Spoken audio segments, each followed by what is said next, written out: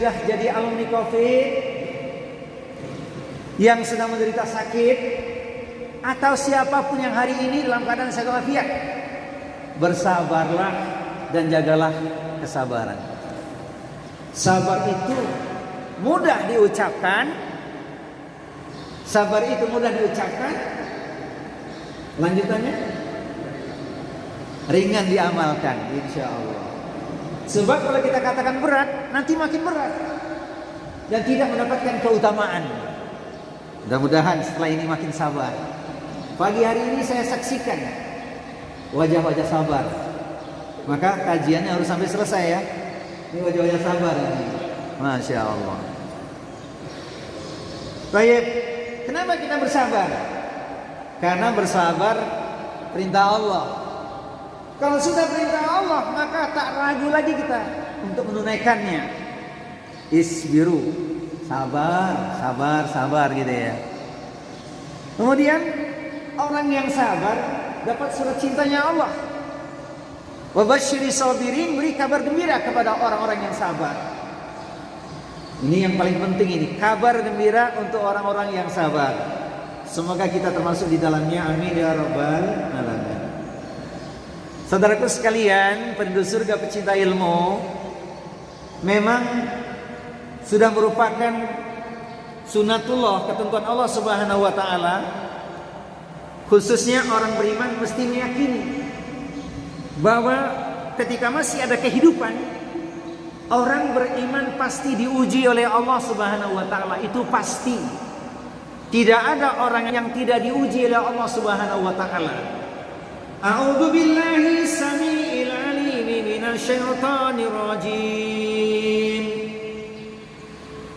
Ahasiban nasu ayutraku ayyakulu amanna wa hum la yuftanun. Apakah manusia itu mengira bahwa mereka dibiarkan saja mengatakan kami telah beriman, sedang mereka tidak diuji lagi?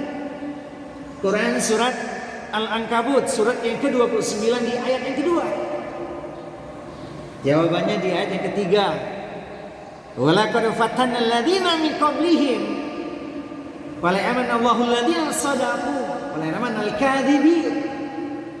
Dan sesungguhnya kami telah menguji orang-orang yang sebelum mereka, maka sesungguhnya Allah mengetahui orang-orang yang benar, dan sesungguhnya Allah Maha mengetahui siapakah orang-orang yang dusta. Jadi karena kesabarannya itulah terlihat jujur atau tidak. Maka Allah Subhanahu wa taala menguji orang yang beriman, pasti. Tapi ada yang mengatakan fulan bin fulan hidupnya begitu mudah. Dia punya segalanya padahal tidak ibadah. Dia punya rumah megah, mobil mewah, hektaran ladang dan sawah, investasi terus bertambah. Pendek kata semua serba indah dan wah, padahal tidak ibadah.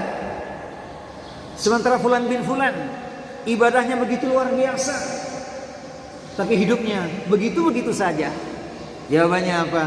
Kembali lagi bagian daripada ketentuan Allah.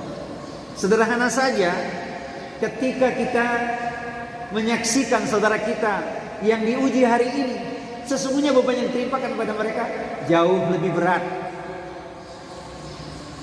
Pandemi ini kapan berakhir? Allahu a'lam bishawab, tidak ada yang tahu. Tapi lihatlah di belahan bumi lainnya, bukan saja melawan kondisi yang tidak menyenangkan, tapi juga memperlabuhkan jiwa dan raga untuk meraih kemerdekaan. Contoh saudara kita di Palestina. Maka kalau ditanya beban kita, sesungguhnya lebih ringan dibandingkan saudara kita di Palestina. Tetapi mereka dapat surat cintanya Allah itu khusus. Innallaha ashtara minal mu'minina anfusahum wa amwalahum bi anna lahumul jannah. Sesungguhnya Allah itu membayar, mengganti jiwa raga seorang mukmin dengan surga. Nah inilah kalau kita ingin bicara. Jadi tidak bisa secara umum dipukul rata. Begitu juga bicara tentang rezeki, sudah ada ketentuannya. Musibah juga demikian, dengan landasan iman. Baik. Mengambil pesan Rasulullah ini, kita semakin menyadari begitu pentingnya kita bersikap sabar, jaga kesabaran sepanjang kehidupan kita. Rasul mengatakan, sebagai bentuk kecintaan Allah, ditimpakanlah cobaan ataupun musibah. Mayuridillahu bihi khairan yusib minhu. Barang siapa yang Allah kehendaki kebaikan baginya, maka akan ditimpakan cobaan kepadanya. Jadi kalau Allah cinta pada hambanya, pasti ditimpakan cobaan yang tentu telah ada takarannya. Untuk kita sederhana saja. Ingat hadis Tirmidzi. Khalaqallahu kulla syai'in fakataba hayataha wa mautaha wa musibataha wa rizqaha. Bahwa segala sesuatu yang telah Allah ciptakan dituliskan 4 ketentuan untuknya. Hidupnya, matinya, musibahnya, ataupun rizkinya. Hidup tengah kita jalani, mati yang sebenarnya belum. Musibah silih berganti, tapi rizki tidak akan pernah terlalui. Itulah bagian daripada keyakinan kita berlandaskan dengan hadis Tirmidzi tadi. Jadi kalau musibah silih berganti itu sudah merupakan sunnatullah atau ketentuan Allah Subhanahu wa taala. Bahkan Rasul mengatakan, orang mukmin baik laki-laki ataupun perempuan senantiasa mendapatkan cobaan yang lahir dari dirinya sendiri, kemudian dari anak-anaknya, bahkan keluarganya maupun hartanya, hingga ia menghadap Allah yang maha tinggi tanpa membawa dosa. Itu artinya keutamaan yang luar biasa asbab karena kesabarannya.